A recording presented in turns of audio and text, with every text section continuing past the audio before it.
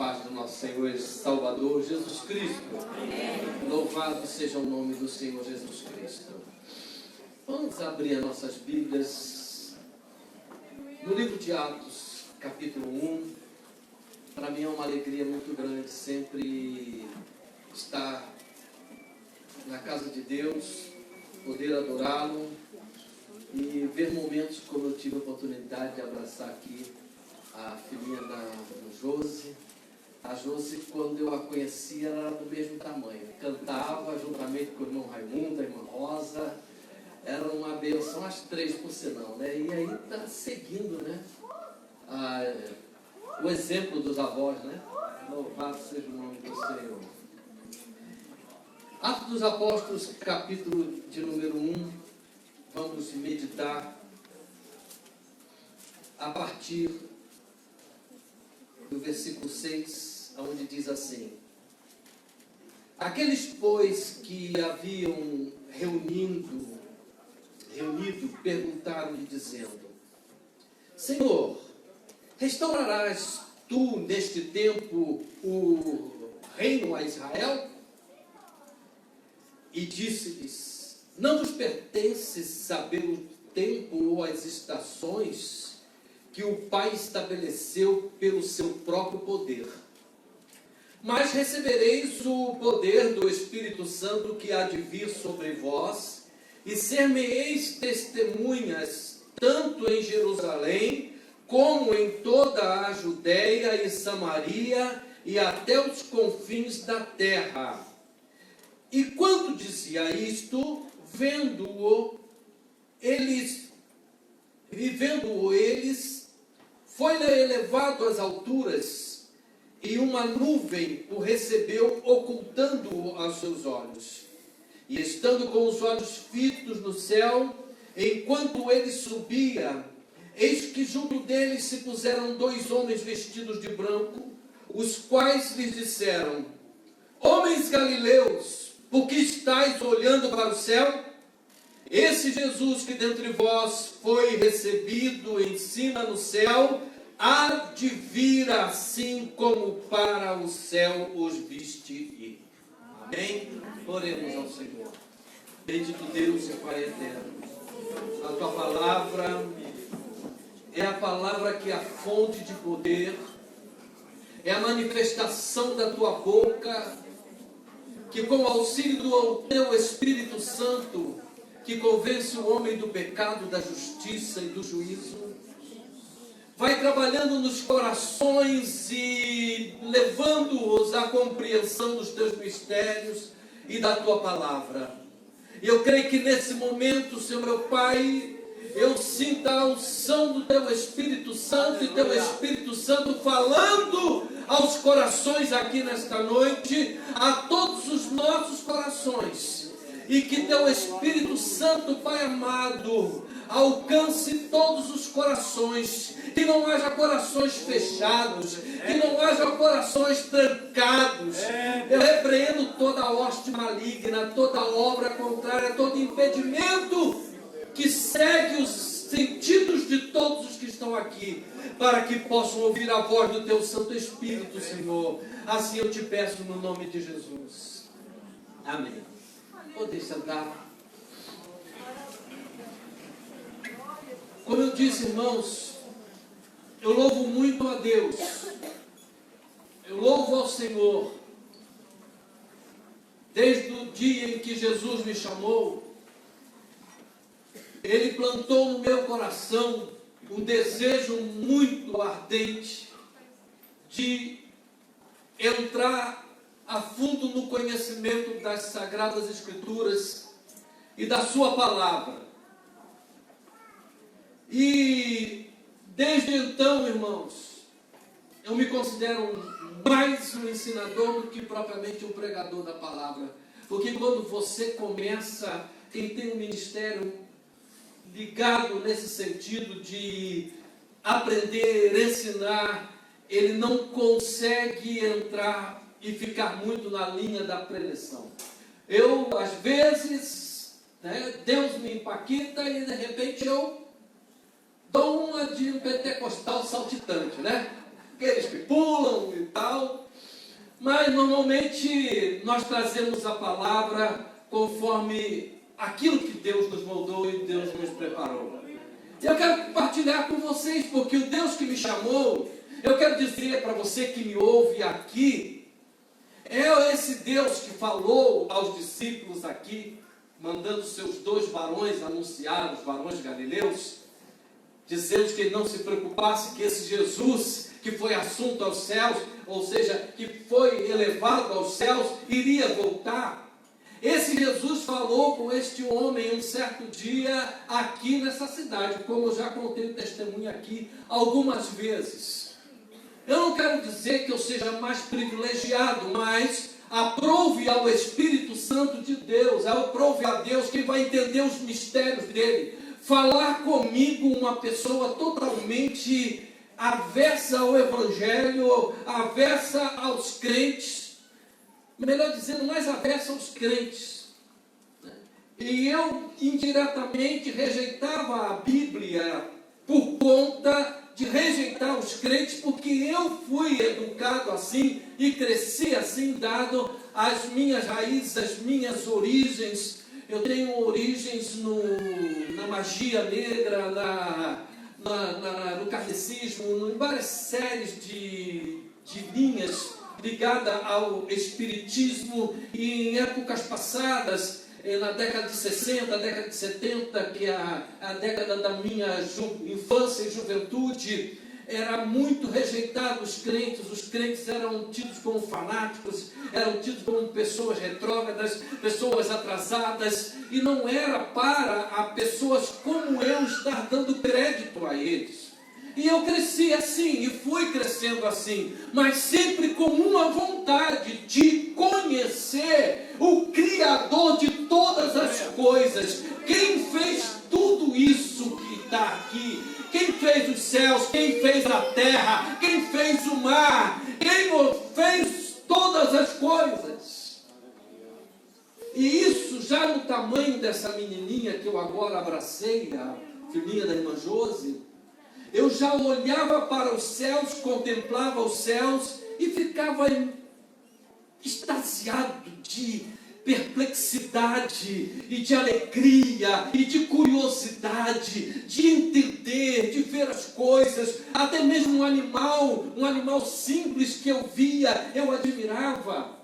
E lá na região onde minha família mora até hoje, é uma área próxima que compõe a Mata Atlântica e não foi ocupada pelas favelas, porque não é permitido, graças a Deus, que está lá preservado uma área verde bonita. Eu estou falando do município, melhor dizendo, o bairro de Realengo, no Rio de Janeiro, está lá até hoje. Às vezes de manhã eu saía e ia lá para o meio da mata e ficava olhando e observando as coisas e conversando com um ser. Na minha cabeça de criança, eu conversava com um ser. Eu falava, olha, só pode ser tu, Deus. Porque pelas minhas raízes eu conheci o Deus através do catolicismo.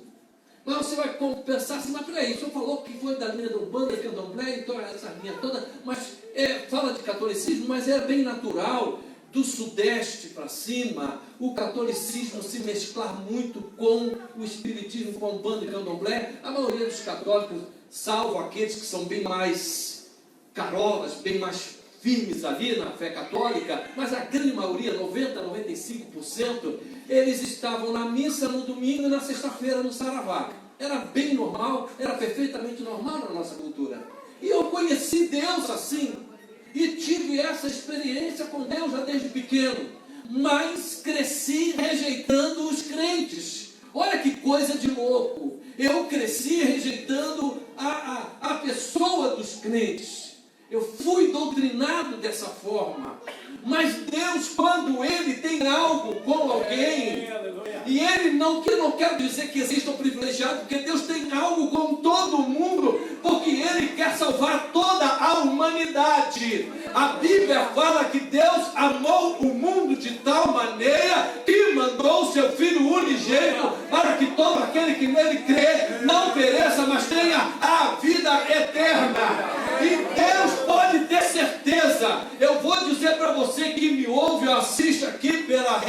sociais, pela internet, que não importa como você está pensando agora, Deus vai achar um jeito de falar contigo.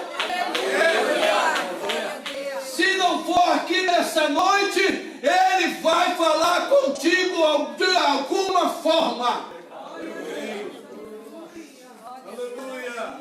Eu digo que Deus teve muita misericórdia de mim, porque quem me conheceu diria: o Tuninho, era conhecido como Tuninho lá no Rio de Janeiro, até hoje, 58 anos, vou fazer 59 agora. Chegam lá meus amigos, minha mãe, meus irmãos, é Tuninho, cabelo branco, Tuninho, esse pode, né? Mas meus amigos falam: mas o Tuninho nunca seria crente na vida. Eu me lembro quando eu mostrei, quando eu cheguei e fui pela primeira vez lá e falei sobre isso para eles, eles ficaram muito perplexos com isso aí. Jamais, quem você? Logo você. Eu imaginava você entrando numa área religiosa mais intelectual, mas entrando no meio dos crentes. Eu falei assim: olha, meu irmão, eu conheci a verdadeira sabedoria, o verdadeiro conhecimento na palavra de Deus, rapaz. E você vai conhecer. E eu digo para você que está aqui nessa noite nos visitando, que ainda não se decidiu. Não se decidiu. E quando se fala decidiu por Jesus, eu não estou falando de você seguir uma religião. Eu estou falando de você seguir o que Deus quer, receber o reino dele. O que Jesus pregou, o que Jesus anunciou, a sua palavra, para que haja remissão, para que se corrija algo que foi feito lá no passado através de Adão e Eva, que é o pecado que entrou no meio da humanidade e até hoje nos assola, até hoje nos perturba. Jesus quer livrar a você e a mim desta influência terrível que é o pecado. As pessoas falam: mas não é do demônio. Não, irmãos, eu vou dizer uma coisa para vocês: o demônio só tem poder para em cima daquele que gosta do pecado e ama pecar. Está aí uma coisa que o diabo não gosta que se fale. Se você gosta do pecado, você ama o pecado e gosta de pecar, o diabo gosta de você. Ele ciranda com você. Ele perturba você. E se você não conhece Jesus e não tem noção de que lado vai seguir, ele vai te incomodar e vai te perturbar da mesma forma. Se já procura incomodar os crentes, porque estão debaixo da graça do Senhor, estão debaixo do selo divino, imagine você que ainda não se entregou a Jesus. E esse Jesus me trouxe aqui para falar comigo.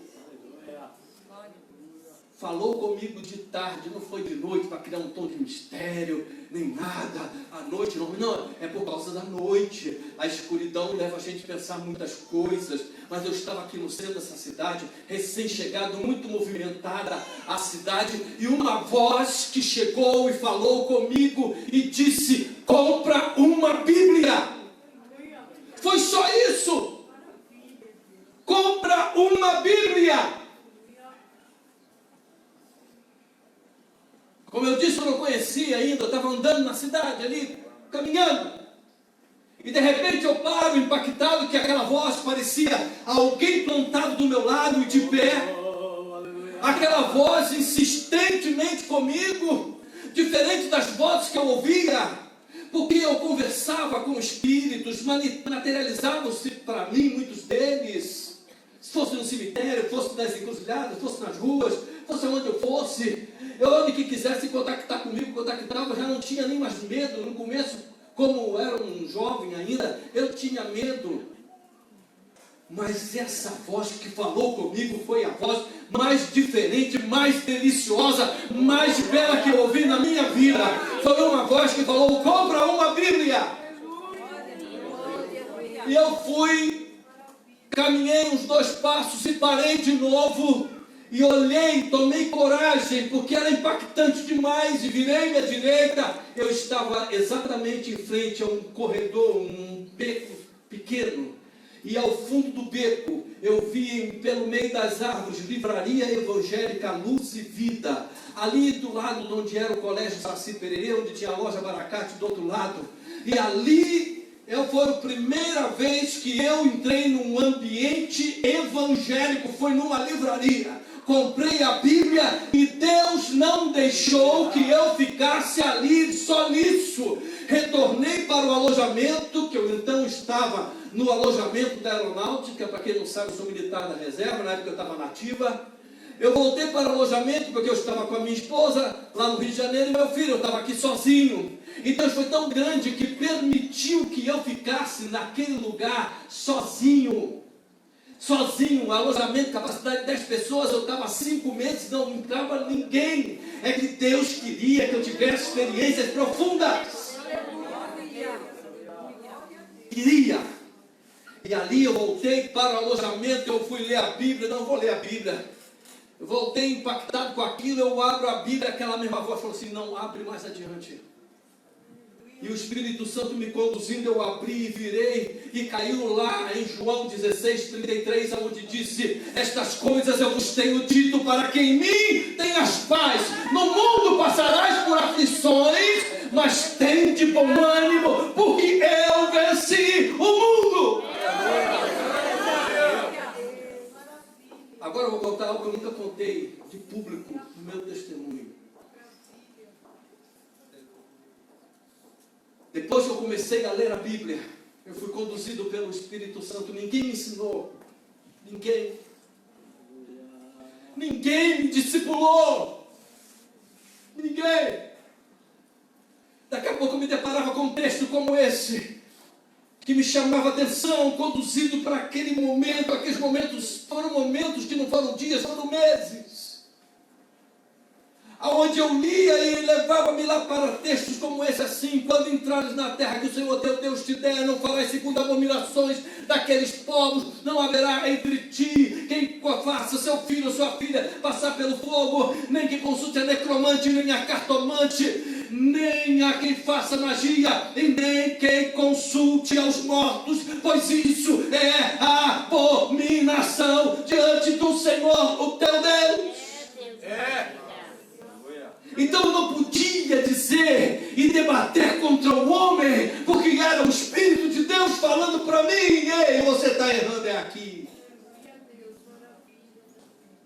E foi assim que Deus foi conduzindo, e foi me orientando, mas aí eu tive experiências terríveis, ali naquele alojamento há alguns meses, 2 semanas, toda noite vinha um ser, e dava um coice na porta do alojamento, não era ninguém. Panelas caíam, e eu chegava lá e não tinha panela nenhuma caída. Um ser corria no telhado que era de 5 para cima e para cá e para lá, e eu dizia, não é gambá, estou perto do mato, é gambá. Eu procurava, mas não era, eu sabia que não era. Mexiam na veneziana da janela como se fosse uma mão passando para cima e para baixo. Ao mesmo tempo eu sabia que não tinha condições, porque tinha uma tela que tinha sido recém-colocada, e para alcançar a veneziana tinha que perfurar a tela para chegar na veneziana e passar a mão assim, que ficava do lado da minha cama. Até nisso eu não pude sair, não tinha outra cama para deitar, não sei aquela, era aqui ao meu lado. Foram 2 semanas de luta espiritual, ao qual eu falava assim, então, eu não sabia clamar pelo nome de Jesus. E eu dizia, Deus, foi o Senhor quem me fez tudo isso até agora. Isso tudo que aconteceu só pode ser o Senhor. Então tira essas coisas daqui. Não deixe que isso me perturbe mais. E foram 2 semanas até tudo cessar, até tudo trabalhar na minha vida. E foi onde eu falava para Deus, Deus, eu preciso de uma casa para morar. Deus me deu. Não foi culto da prosperidade. Não teve nada disso. Eu preciso trazer a minha família para cá. E Deus trabalhou, foi indo, foi acontecendo. Foi onde Deus chegou e me trouxe para este lugar. quando numa casa em que eu morei ainda alugado, morei apenas 6 meses de aluguel aqui nessa casa, numa época nessa cidade, numa época de crise muito grande nessa cidade, crise terrível, por conta ainda da inflação que a Itaipu criava aqui nesse lugar. Tinha gente que dizia na minha cara: eu não vou alugar casa para você, porque eu sei que vai vir alguém da Itaipu e vai me alugar pelo dobro. Eu sofri muito aqui, muito difícil naquela época.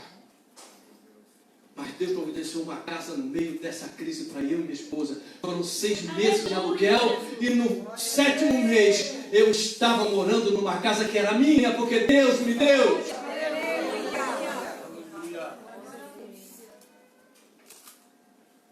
E ali, irmãos, eu cheguei dentro dessa casa, que foi lá na Vila Adriana, Rua das Orquídeas, número 91. Até hoje eu lembro. Eu peguei essa Bíblia e levantei para o alto e falei assim: Deus, eu não sou o único privilegiado. Eu já fui por tantos lugares. Eu tanto te procurando a muitos lugares. Gente, até ufologista eu procurei ser, porque eu procurei descobrir quem era esse Deus. Eu achava que Deus já era um ET. Até isso eu fui. Eu falei: Deus, então me leva para esse lugar, um lugar onde eu vou encontrar pessoas que tenham a mesma experiência que eu, mas eu não vou sair de casa, a casa não está em lugar nenhum. Se for no espiritismo onde eu estava, eu vou lá, Senhor. Se for lá no hinduísmo, eu vou. Se for na igreja, eu falei de tudo, mas não falei da igreja evangélica. Não falei de igreja evangélica. E eu falava: Deus, eu quero ir para o lugar onde tu estás. E eu fui. Deus, quando eu estava morando nos primeiros meses na minha casa que Deus me deu, eu fui destacado com uma missão em Porto Alegre e retorno aqui para essa cidade depois de quase 40 dias fora, animado para sair para a noitada que eu e minha esposa, todo mundo sabe, a gente era pé de valsa, era de ir no bicho de pé, era da noite. Depois se tornou Vícios e Manias, né? O pessoal que sabe muito bem, né? Estou vendo que tem muita gente aqui que está conhecendo. Nada demais, sem problema nenhum, também fomos lá. E nós fomos para aquele lugar, eu pensando: vou para aquele lugar. Chegando lá em Foz, vou pegar minha nega, vou sair, vou virar à noite. À noite vai ser uma criança. Eu estava falando com um amigo meu, estava voltando no Transbrasil, tomando uma dose de uísque, que naquela época voar ainda tinha um atendimento bem VIP, né? Tinha umas coisas bem boas, não era só por conta da bebida, mas tinha filé parmegiana, tinha essas coisas assim naquela época. Então eu estava voltando para casa, retornando, e eu chego em casa, essa mulher me chega e fala assim: amor, vamos, eu cheio de má intenção, ela fala: amor, vamos na igreja. Vamos na igreja. Ela fala assim: mas você, vem cá, tu quer que eu vá na igreja? Tu tá louca? Tá maluca? Eu não vou na igreja. Ela insistiu. E a mulher sabe esse poder que ela tem, que a mulher é terrível. Mulher é terrível. É terrivelmente maravilhosa. Terrivelmente maravilhosa. Mas olha, se nem Lampião conseguiu dominar uma mulher, e Lampião era cabra macho, mas arriava os 4 pneus com Maria Bonita. Né? A baixinha me convenceu e vamos para a igreja. Qual igreja? Cara, quando ela falou o nome: Assembleia de Deus. O quê? Aquela igreja de louco, maluco? Olha, isso tem o nome do irmão, que eu não vou citar o nome dele aqui agora. A igreja do fulano? Pois é, meu moço. Então vamos lá, vai ter um louvorzão hoje à noite, era um sábado, vai ter um louvorzão. Irmãos, eu vou dizer uma coisa para vocês. Eu entrei aqui nessa nave do templo, eu resolvi vir, porque na hora que ela falou comigo, o Espírito Santo de Deus me levou a ver a minha oração todinha que eu estava fazendo com a Bíblia levantada e falar: Deus, me leva para esse lugar, aonde tu estás, aonde tem pessoas com a mesma experiência que eu tenho. Eu fui porque fui impactado nesse momento e cheguei aqui. Eu encontro o jovem Nani Azevedo ainda. O jovem fazia parte do grupo Vida e Fé, pastor Ivo Luiz de Souza, saudosa memória. Ele olha para a porta, é aquela coisa, parece que está olhando para você, né? Ele olha para a porta, dedilha o violão, deita a cabecinha um pouco pro lado assim, com a música, vocês têm essa mania mesmo, né? Deita a cabeça e canta. Deus está aqui. Gente, aqui eu me derreti de chorar e naquele dia eu aceitei Jesus como Salvador da minha alma. Eu me entreguei a esse Senhor Jesus Cristo. E ali, irmãos, eu comecei a querer reconhecer quem é este ser misterioso que falou comigo. Eu tinha que entender tudo. Foi aí que nasceu em mim uma sede de me aprofundar nas Escrituras, de entrar na sua palavra, de aprender mais dele. E a cada dia eu me surpreendo com o que ele fala. E ele fala nas Escrituras a cada momento em que leio essa palavra. Eu sinto a voz dele falando e ele dizendo para mim a missão que ele me deu.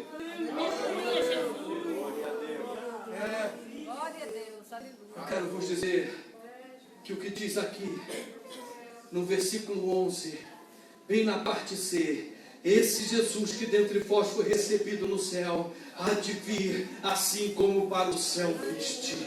Uma coisa que pouco se fala nesses últimos dias é que esse Jesus que foi recebido no céu, ele vai voltar.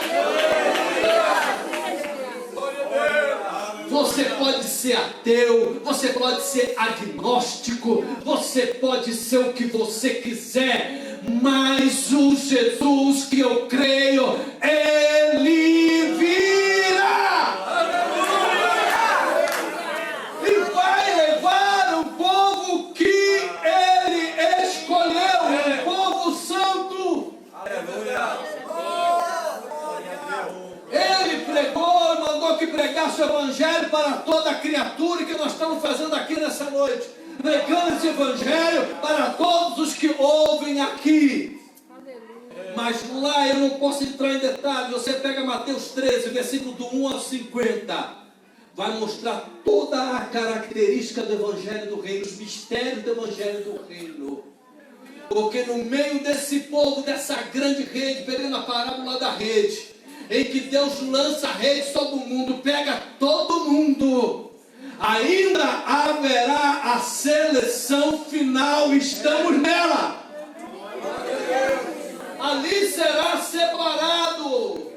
Você pega as parábolas do capítulo 13, do 1 até o 51, e você verá que sempre fala joio e trigo, separação, aquele que se destaca, aquele que não aceitou, que recebeu Jesus direito, aquele da parábola, logo no capítulo 13, versículo 1, a parábola do semeador, a semente lançada à beira do caminho, a semente que foi sufocada. Jesus sempre fala de como as pessoas receberão esse evangelho, e o que nós estamos vendo aí é um outro evangelho que está deturpando, gerando pessoas que estão caminhando para a perdição, e não o evangelho que fala diretamente ao pecador, conscientizando ele do seu pecado.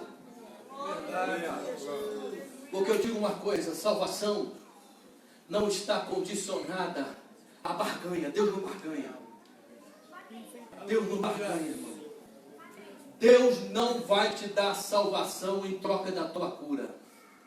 Deus não vai te dar salvação em troca de carro novo, casa nova, prosperidade, vitória na justiça, filho voltado no meio das drogas. Deus não vai te dar salvação por conta disso. Mas pastor, o senhor está falando disso? É porque a maneira como muita gente tem pregado nesses últimos dias é assim.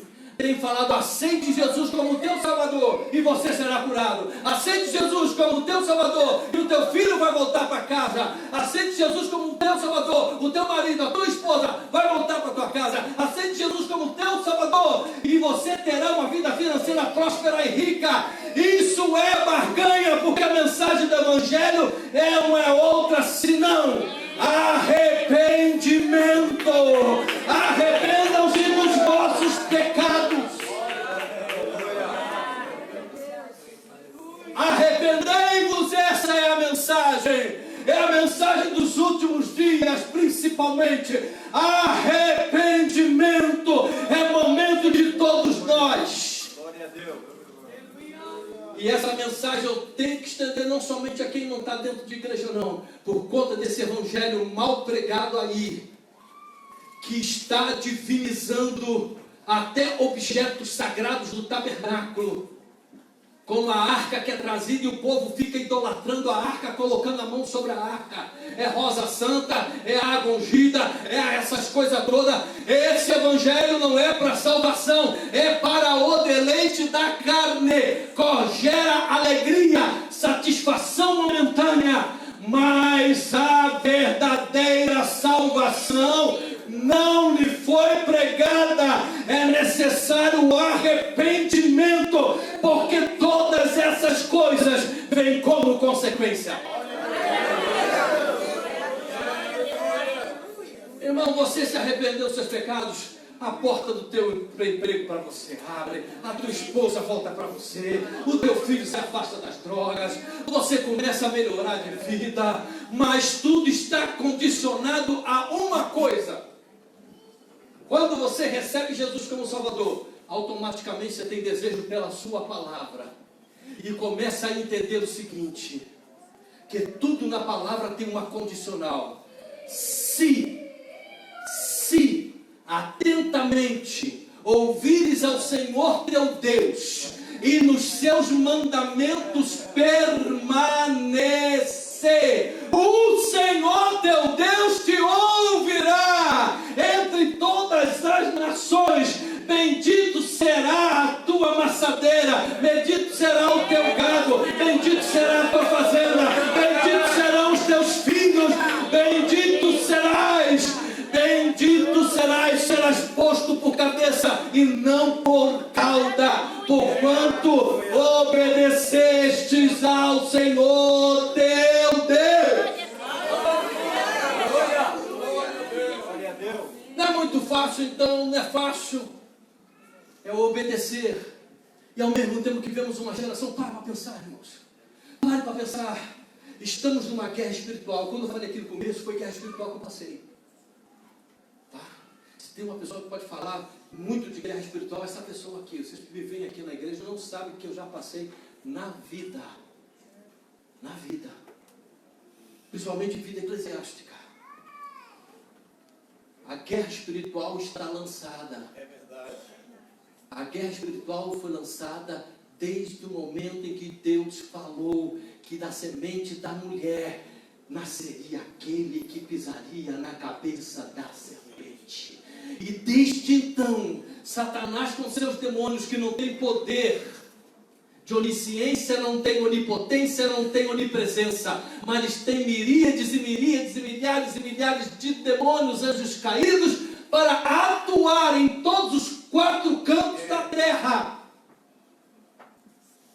para incomodar. E tem cristão que já perdeu até a noção disso, por causa de pregações de autoajuda. Irmão, autoajuda não vai curar a tua depressão, autoajuda não vai tirar a tristeza que você sente. Essas autoajuda vai ajudar muito naquele momento, mas se você não tiver a ajuda do céu, não há autoajuda nenhuma. É verdade, aleluia.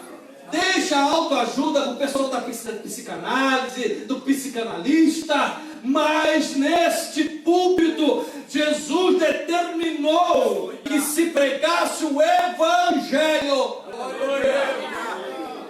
O Evangelho. Porque a autoajuda, ela fala do problema, trata o problema, trata, alivia.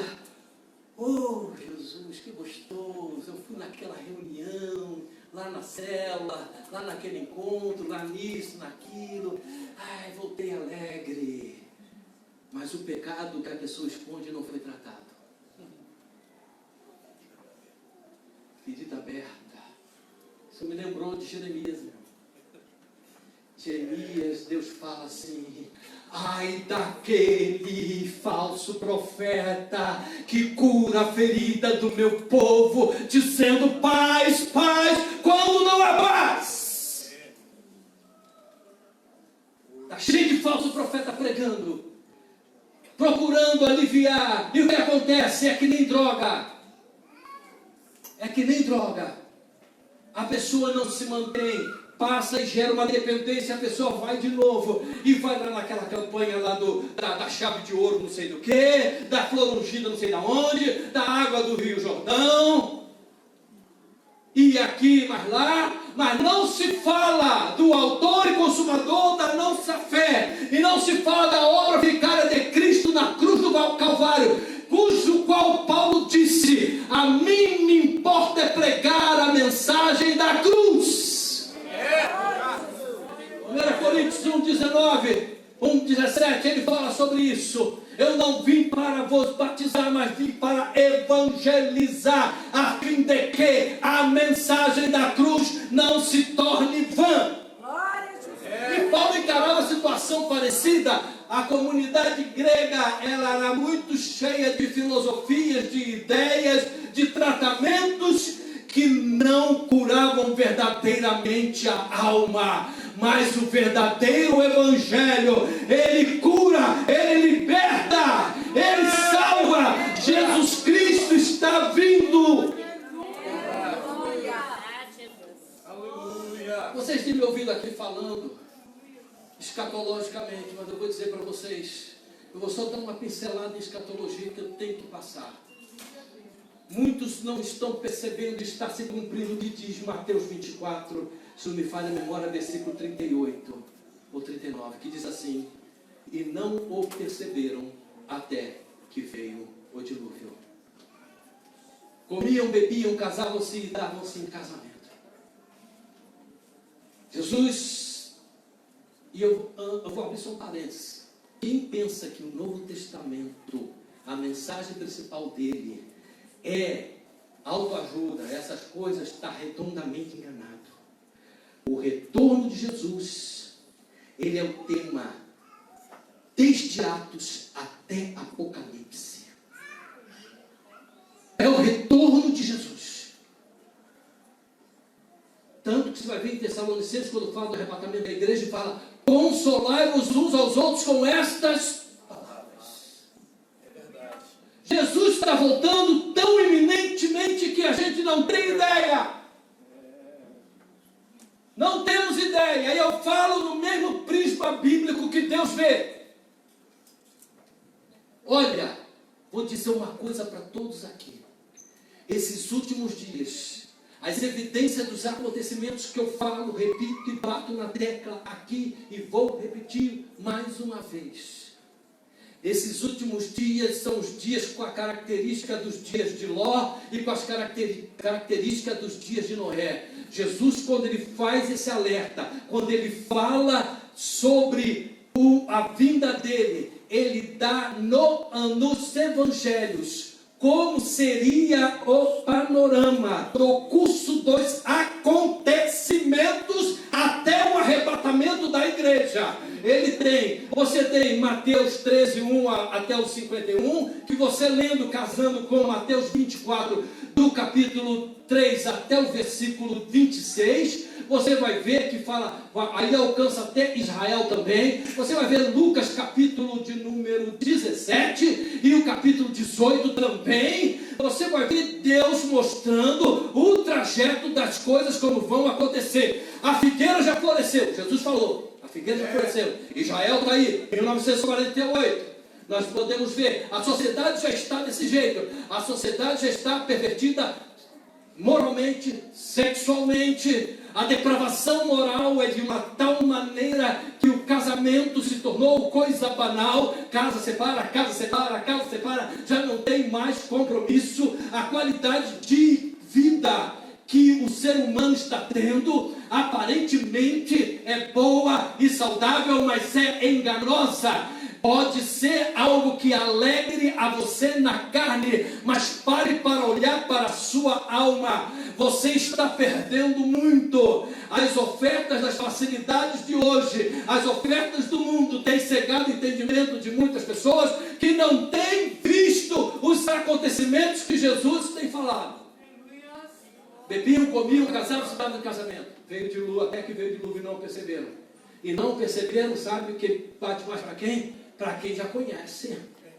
Porque quem não conhece não vai perceber mesmo, já está despercebido. Vai pegar muita gente boa dentro da igreja. Aí Lucas, você fala e casa com isso aí.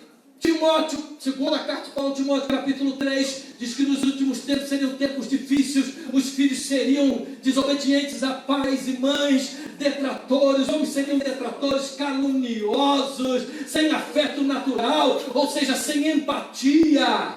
E o que é a sociedade hoje? Pode observar o que está colaborando Satanás, conforme nós sabemos biblicamente, que ele domina os reinos da terra através dos homens pecadores.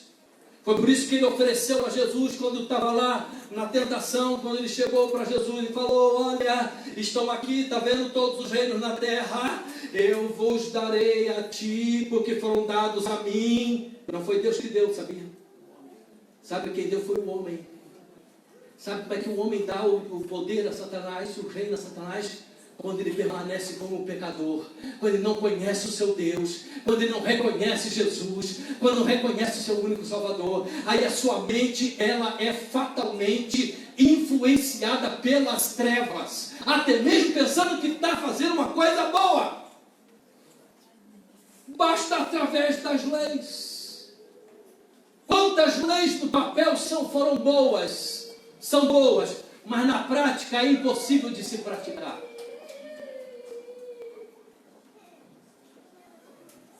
A lei que tirava a autoridade dos pais sobre os filhos, tira a autonomia. E a gente sabe muito bem que adolescente ele é igual o galinho garnizé. Aquele franguinho que está começando a criar pena. Quem já criou galinha sabe, né? Ele vai olhar logo para o galo, que é o macho alfa, vai partir para cima dele. Vai partir para cima do pai. É natural da natureza humana. É por isso que adolescente e jovem precisa de receber não, pai. Precisa de receber, eles gostam de receber não. Ah não, eles brigam comigo, discutem, não, no fundo eles vão te agradecer lá na frente. Mas a sociedade implantada no mundo quer que haja uma desordem, um desequilíbrio nas famílias. E a gente pode achar que isso não é nada, mas isso não é outra coisa senão obra de demônios. Eu não estou dizendo que as pessoas que fazem isso são endemoniadas. Às vezes elas não têm nem noção de que o diabo está falando no ouvido delas. É verdade. Pedro não teve. Pedro bastou se deixar levar pela carne, que ele tentou impedir que Jesus fosse para a crucificação. Não, Senhor, não te aconteça isso. Jesus chega e vira, não para Pedro. Olha que a repreensão dele não foi para Pedro, foi para Satanás. Afasta-te, Satanás, porque tu cogitas coisas dos homens e não as de Deus. Está aí a prova. Está aí a prova. É por isso que muita gente até debocha dos evangélicos quando vê Bolsonaro aí falando de Deus, quando fala ele trazendo pastores. Essas pessoas estão na cegueira, mas o que não dá para aceitar é pastor, é crente. Tem pastor que chega e censura isso. A mim não interessa se Bolsonaro está convertido ou não está convertido. O que importa é que o reino está sendo pregado de uma forma ou de outra, porque Deus agiu dessa forma também através de Ciro, um rei babilônico. Deus tem poder, Deus tem autoridade, é isso que a gente não está vendo. E só mais uma coisinha antes de eu encerrar aqui, que eu vou falar para vocês, tá? Apocalipse, um dos sinais de que o cenário está armado, tá? Eu não dá tempo para falar da situação política, da área da sociedade aqui, não. Mas uma coisa certa, o cenário está armado. Vocês acham que a igreja está arrebatada, o anticristo vai aparecer que nem um passe de mágica? Quando a igreja for arrebatada, pode ter certeza que o anticristo vai estar no nosso meio. Vai estar. Só aguardando. A igreja é arrebatada, aí começa a grande tribulação, e ele se manifesta como o primeiro cavaleiro com o arco na mão. Ele vem e diz que ele vem para guerrear e para vencer, mas a vitória dele vai ser curta. O cenário está preparado. Olha, Recentemente, agora, tem uma matéria de 2012, numa matéria num site de clima, tem outros também que falam. Vocês sabiam que a fonte do rio Eufrates está secando? Sabiam? Mas o que tem a fonte do rio Eufrates, pastor? Só um pouquinho de teologia aqui para não deixar o meu lado professor triste. Está aqui, ó. Apocalipse 16, versículo 12. E o sexto anjo derramou a sua taça sobre o grande rio Eufrates, e a sua água secou-se, para que se preparasse o caminho dos reis do Oriente. Se vocês puxarem um pouquinho pela inteligência, não estou subestimando a inteligência de ninguém, vocês acham que esses eventos todinhos que a Bíblia registra que acontecem em 7 anos, dá para acontecer em 7 anos, assim, de uma forma ou de outra? Como...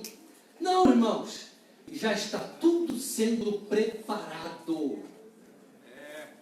E sabe quem foi o responsável pelo início da seca no rio Eufrates? Saddam Hussein, lá na Guerra do Kuwait. Ele desviou o rio Eufrates para a estratégia de guerra. E até hoje, a seca, a parte da fonte do rio Eufrates, a parte melhor dizendo, da fonte do delta do rio Eufrates, está secando, está se secando. Isso, se eu for citar outras coisas aqui que nós já estamos vendo dentro do panorama bíblico, isso é motivo, sabe do quê? De pessoas estarem aqui estremecendo e falando: Maranata, hora vem, Senhor Jesus. Esses eventos vão acontecer, quer você goste ou não, esses eventos vão acontecer. Portanto, meus irmãos, eu não vou entrar em outra área a não ser essa aqui que foi o que o Senhor falou comigo. Em vos dizer que o dia e a hora ninguém sabe, só Ele, o Pai, que está no céu. Só Ele, o Senhor, que está no céu. Aleluia! Glória ao teu nome. Ele tem controle do espaço-tempo. Para os intelectuais, para os movimentos que estão surgindo, que para mim tem um fundo muito grande com o benefício do reino do anticristo, que é a volta a ideias medievais como a terra plana. Usam até a Bíblia. Tem gente que fala dos 4 cantos da terra como se a terra fosse quadrada. Mas não dá para falar sobre isso. Mas eu quero dizer uma coisa para vocês. Jesus está voltando. Sim. Aleluia. O espaço-tempo é dele. Glória a Deus. Glória a Deus. O que Einstein falou sobre o espaço-tempo, Deus já falava através da boca de Moisés, através da boca de Pedro, que diz que um dia para Deus é como 1000 anos é como um dia, ou como de repente a vigília da noite, e que o céu é um pergaminho estendido ao qual Deus enrola. Para os intelectuais estão entendendo o que eu estou falando aqui. A Bíblia está mostrando que aquilo que a ciência diz que descobriu de fato, Deus permitiu que descobrisse. Mas como Daniel disse, a ciência se multiplicará, mas até o ponto em que Deus permitir. Mas esse é o tempo em que temos que aceitar Jesus como Salvador da nossa alma, e temos que nos entregar a Ele. É tempo de nós chegarmos e falarmos: eu quero mudar de vida. Vamos colocar de pé, por gentileza, meus queridos.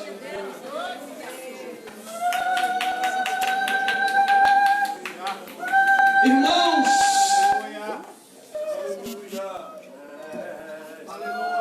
muitos aqui sabem que eu ando enfermo, e sem hipocrisia nenhuma.